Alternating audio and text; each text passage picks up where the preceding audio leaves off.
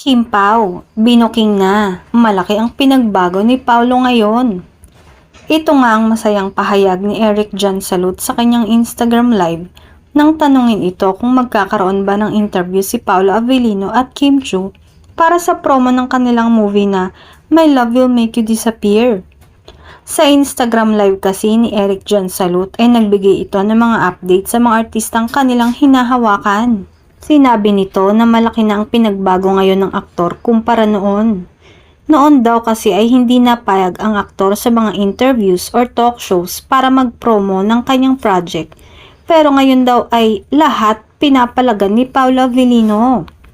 Ani na mga fans na nakanood ng nasabing live ni EJ. Marahil nga ito sa epekto ng kanilang pagsasama ni Kim Chiu.